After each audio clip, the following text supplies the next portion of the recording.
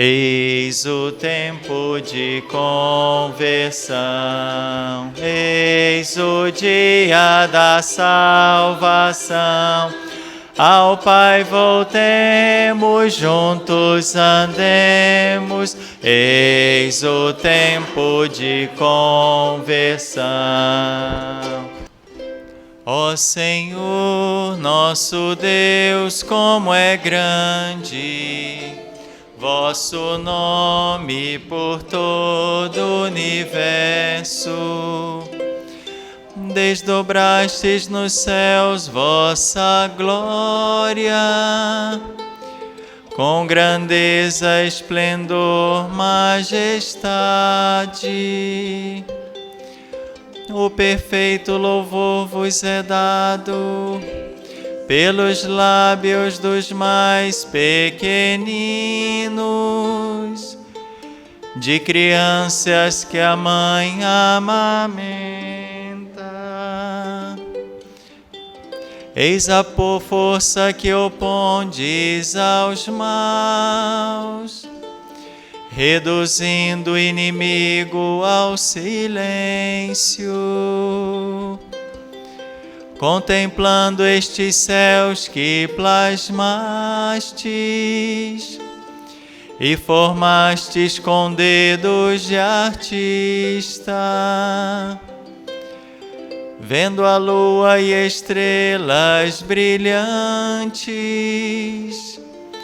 perguntamos, Senhor, que é o homem, para dele assim vos lembrardes e o tratardes com tanto carinho.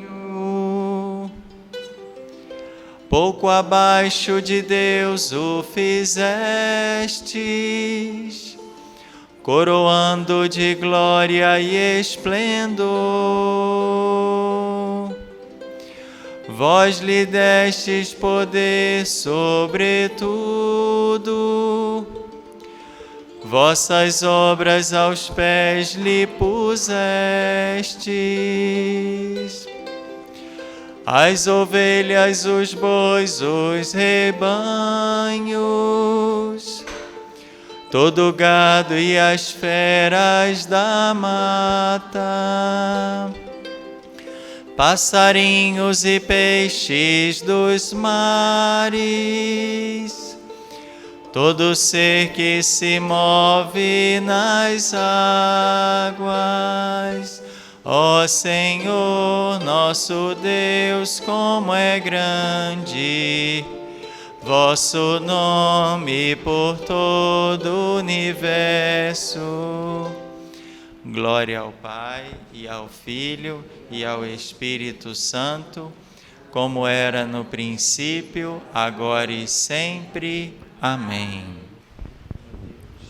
Ó Deus, que pelos exercícios da Quaresma já nos dais na terra participar dos bens do céu, guiai-nos de tal modo nesta vida que possamos chegar à luz em que habitais. Por nosso Senhor Jesus Cristo, vosso Filho, na unidade do Espírito Santo.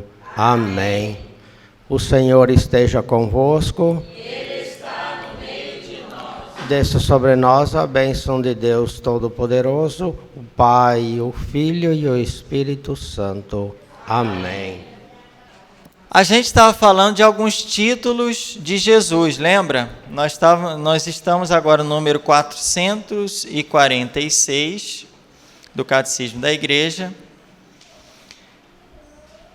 E nós estávamos falando, já falamos da palavra Jesus, né? O que ela significa, Jesus, né? O significado de Jesus, que é...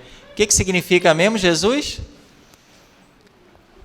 Yeshua, Deus salva, né? Isso. Ana Rosa não veio, mas está atenta, está ligada. Isso aí, Ana Rosa. E também vimos o título Cristo, que significa Messias, que quer dizer ungido, né? Então nós vimos esses 2 títulos também, e Filho único de Deus. E Jesus é o Filho por excelência. Ele é o Filho por natureza. Nós somos filhos de Deus? A partir do batismo, nós somos filhos de Deus, mas filhos adotivos. Jesus é o Filho por natureza, tem a mesma substância do Pai. Tem a mesma natureza do Pai, que é a natureza divina. Agora a gente vai ver a quarta parte dos títulos relacionados a Jesus, os títulos mais importantes, porque a gente está estudando o artigo 2 do Credo.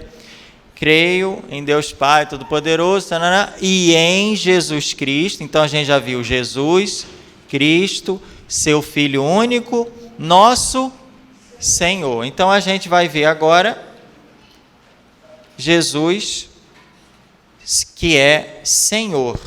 Tá? O título Kyrios, né? Que a gente conhece só do ato penitencial, né? Kyrie eleison. Aí, o que é isso? Kyrie eleison, né? Porque nós estamos falando, clamando e pedindo piedade ao Senhor, né? Kyrios quer dizer Senhor. Ah, mas por que é Kyrie e não é Kyrios?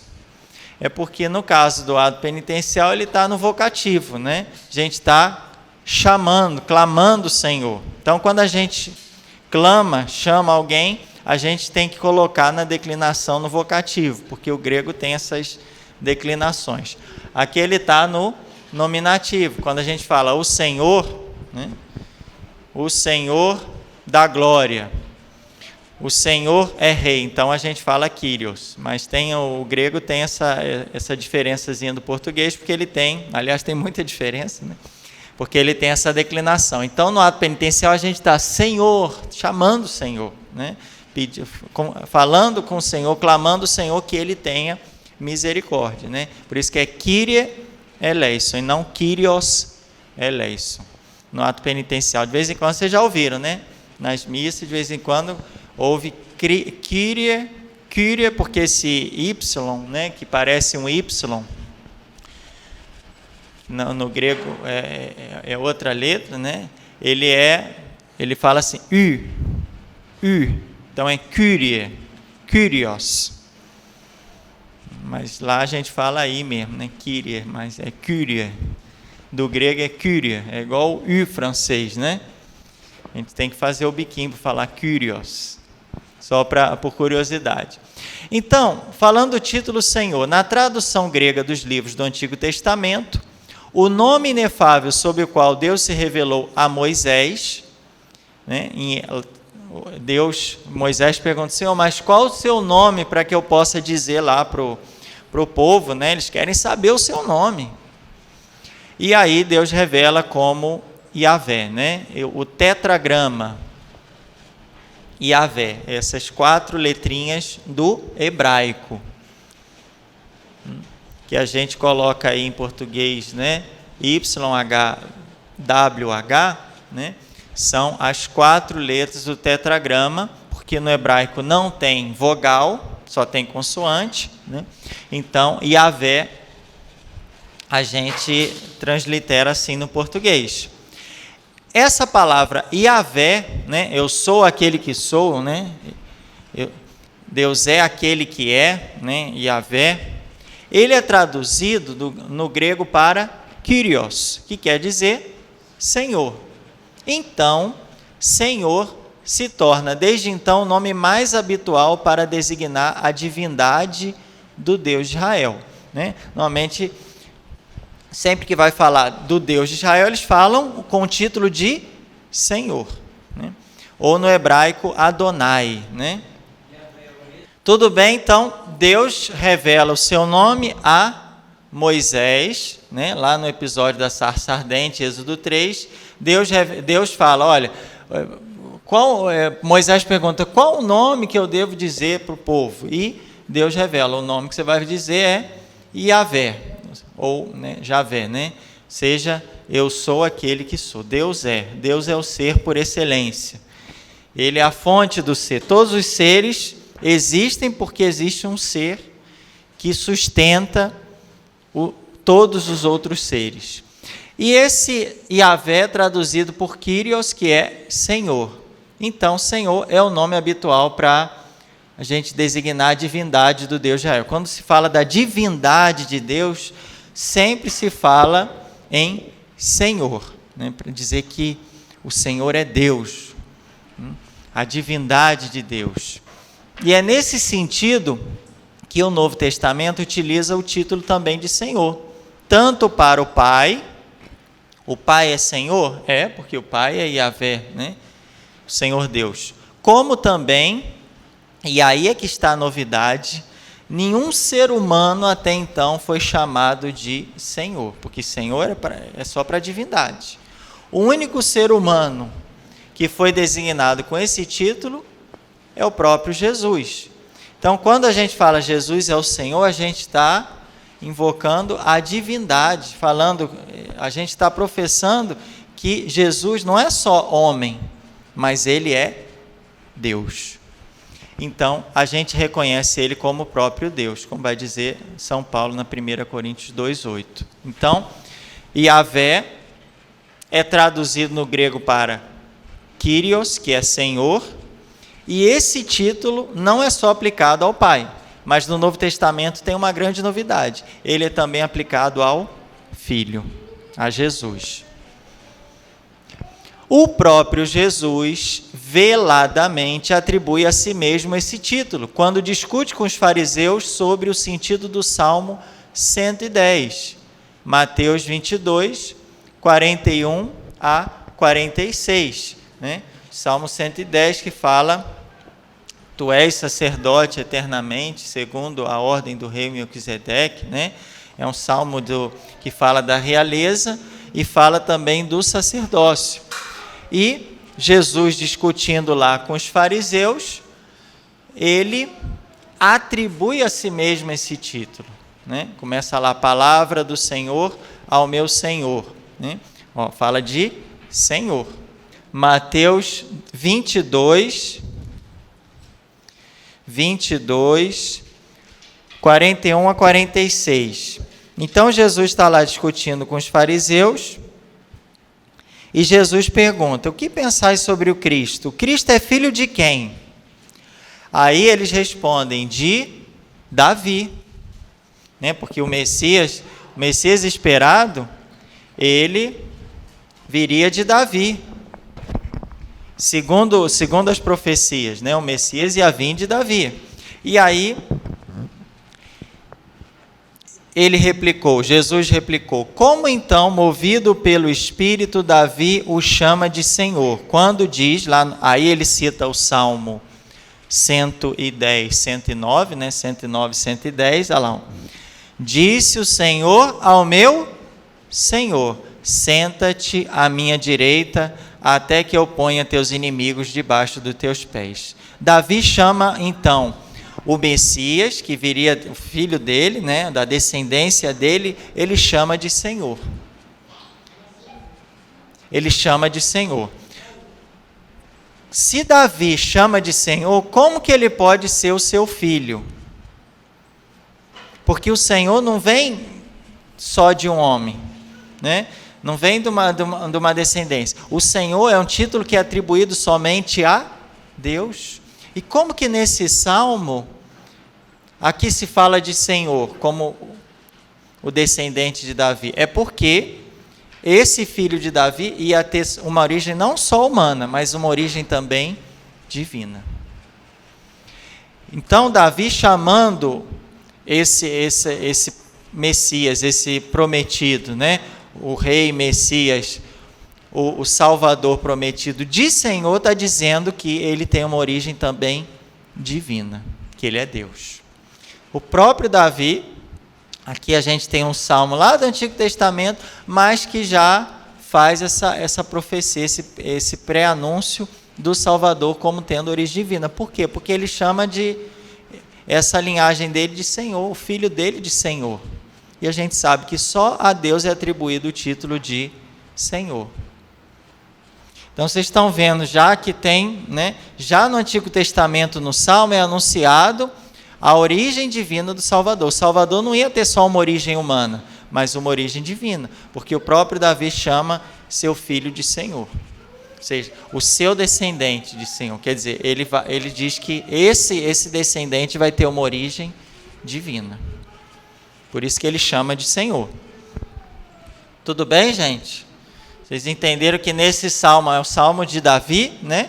O salmo de Davi ele chama, disse o Senhor ao meu Senhor, senta-te à minha direita até que eu ponha teus inimigos. Se o próprio Davi chama esse Messias, esse sacerdote, esse Salvador de Senhor, é porque reconhece que ele vai ter uma origem divina. Porque esse título só é atribuído a Deus.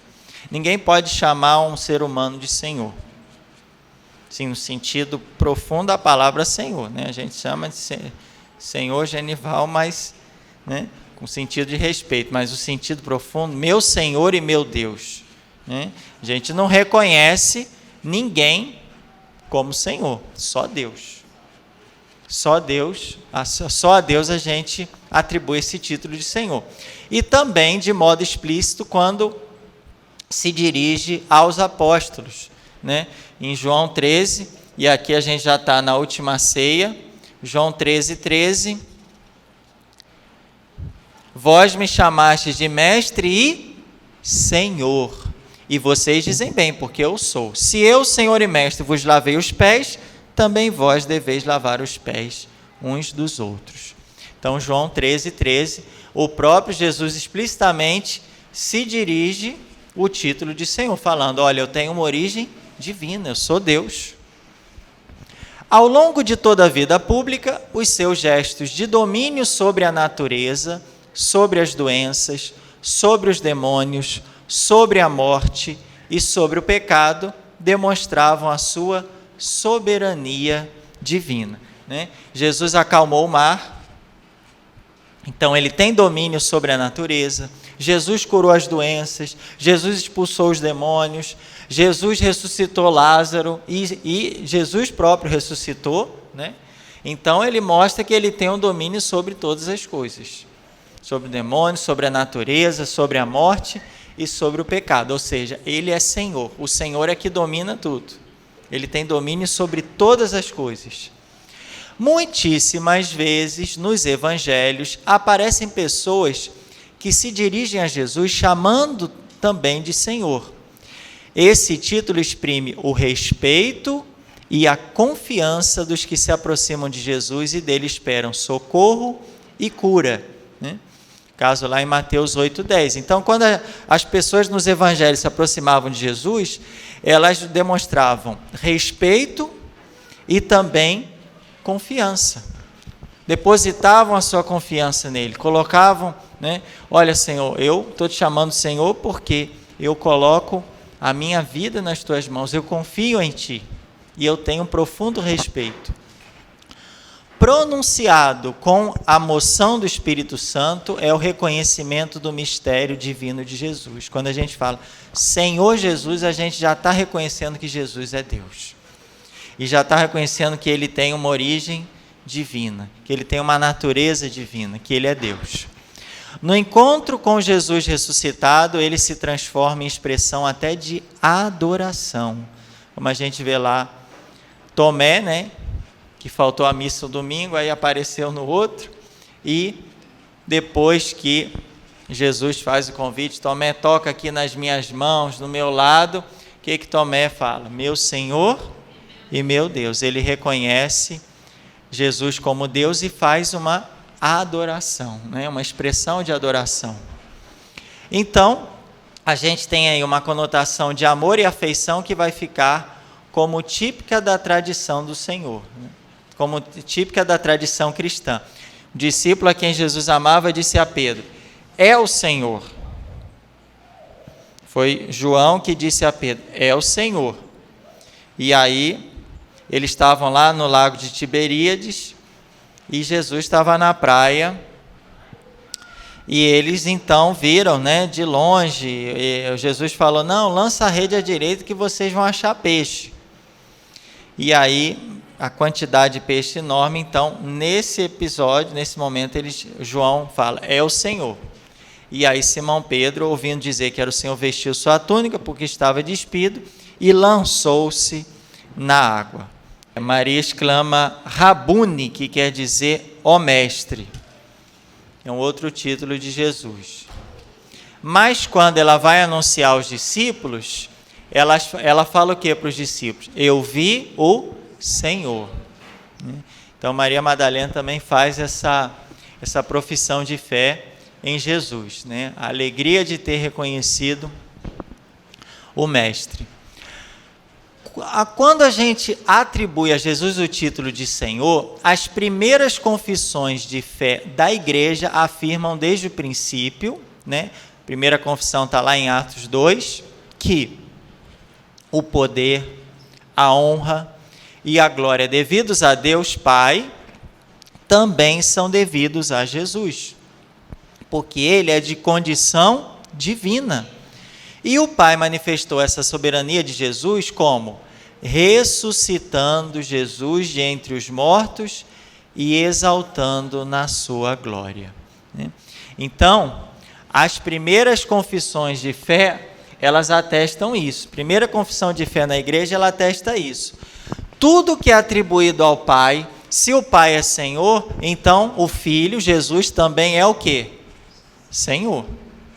Então, aquilo que a gente atribui ao Pai, à igreja, no início, né, nas suas confissões de fé, também atribui ao Filho. Se o Pai é Senhor, o Filho também é Senhor. Por quê? Porque ele é de condição divina. E porque ele ressuscitou e foi exaltado na sua glória à direita de Deus Pai. Desde o princípio da história cristã, a afirmação do senhorio de Jesus sobre o mundo e sobre a história significa também o reconhecimento de que o homem não deve submeter a sua liberdade pessoal de modo absoluto a nenhum poder terreno, mas somente a Deus Pai e ao Senhor Jesus Cristo. César não é o Senhor. Lembra daquele episódio? Dai a César o que é de César e a Deus o que é de Deus. Então a gente não pode se submeter a nossa liberdade pessoal de modo absoluto, né? A nossa submissão é sempre relativa, né? Nós sempre somos submissos. Submissos a quê? Às leis civis, por exemplo, né? Não pode, por exemplo, atravessar o sinal vermelho, né? Tem uma lei lá, por exemplo, a lei de trânsito, não pode atravessar o sinal vermelho. Mas essa é uma lei relativa, né? Se, por exemplo, chegar um assaltante, né, armado, e eu ver que não está passando carro nenhum, eu não vou ficar ali no sinal vermelho esperando, né, o assassino, o assaltante atirar em mim. Eu vou embora. Quer dizer, essa lei é uma lei, não é uma lei absoluta, é uma lei relativa. Em absoluto, a gente só pode se submeter de modo absoluto, quer dizer, de modo pleno, sem restrição nenhuma, sem exceção nenhuma, a quem? A Deus Pai e ao Senhor Jesus Cristo. Enquanto a gente vive, né, nosso mundo, nós temos outras leis, mas são leis sempre o quê? Relativas. São leis enquanto, né, a nossa condição de cidadãos, né, dessa cidade, do Brasil, do mundo, né? Mas existe uma lei soberana acima de todas, que é a lei divina. E se, por exemplo, o Estado falar para a gente, olha, você pode praticar o aborto, nesse caso você precisa abortar porque você não tem condição. Se o Estado falar isso, a gente tem uma lei muito maior que está acima dessa lei, que é a lei divina, não matar, né? Então, de modo absoluto, a gente só pode submeter a Deus. Nós temos várias outras leis, mas essas leis, Enquanto elas estão de acordo com a lei de Deus, beleza. Quando elas não estiverem, é a lei de Deus que vale para a gente. E a nossa submissão plena e total, de modo absoluto, a nenhum poder terreno, mas somente a Deus Pai e ao Senhor Jesus Cristo. Porque eles são senhores, né? Por isso que a igreja crê que a chave, o centro e o fim de toda a história humana se encontra no seu Senhor e Mestre. Ele é o início, o meio e o fim. E ele é a chave, ou seja, ele que dá sentido a tudo. Ele que dá sentido à nossa existência, né? Sem ele a gente não teria sentido de existir, de fazer as coisas, né? A oração cristã, marcada pelo título de Senhor, quer no convite à oração, né? A gente até viu ela no início, no finalzinho da nossa oração da manhã, né? Quando o diácono disse: o Senhor esteja convosco, né? Então essa oração cristã, ela é marcada pelo título de Senhor. Olha o que o diácono falou: o Senhor esteja convosco. Ele já estava falando da nossa aula sem saber, né? Nosso encontro. Ou seja, ele estava invocando o senhorio de Deus, né? Para a nossa vida. O Senhor esteja convosco. Ou na conclusão da oração: por nosso Senhor Jesus Cristo. Olha lá, vosso Filho na unidade do Espírito Santo. Por nosso Senhor. Então sempre a oração evoca o título de Senhor, né? Senhor Jesus. Ou ainda no grito de confiança e de esperança, né? Maranatá, que quer dizer o Senhor vem, ou Maranatá, que é a aclamação vem Senhor, né? Elas são parecidas, mas uma coisa, outra coisa, outra coisa. Uma coisa é Maranatá, que é uma exclamação, olha, o Senhor vem. Outra coisa é essa oração mesmo da igreja que está esperando a volta do Senhor. Vem, Senhor. Maranatá. Maranatá. Vem, Senhor. E Maranatá quer dizer, o Senhor vem. Olha aí, hein? Cuidado que o Senhor vem. E Maranatá, vem, Senhor. Vem logo, Senhor. Entenderam a diferença? Né? Então, quando vocês querem chamar o Senhor, vem, Senhor, volta logo, o que vocês falam? Maranatá. E quando vocês querem fazer uma exclamação, uma afirmação, olha, o Senhor vem. Maranatá. Maranatá. Né? E na verdade, não é Maranatá, é Maranatá. É diferente. Normalmente a gente faz só a aclamação, até nas músicas, né? Maranata, né? Maranata, a gente faz mais essa exclamação aqui, vem Senhor, né? Clamando a volta do Senhor, né? Ou como, isso aqui está em 1 Coríntios 16, 22, mas a gente tem essa exclamação em Apocalipse, amém, vem Senhor Jesus. Opa, então Apocalipse está falando o quê? Maranatá. Maranatá. Muito bem. E agora o nosso resumo. Resumindo, chama uma pessoa de cada paróquia para ler o catecismo. 4 pessoas só. Agora é bom que só tem 4 pessoas. Só para a gente ler o resumo e fechar com chave de ouro essa parte aqui. O nome de Jesus significa Deus que salva.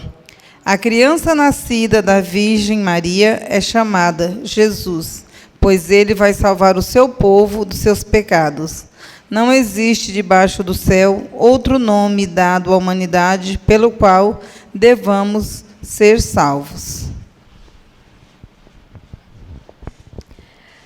O nome Cristo significa ungido, Messias. Jesus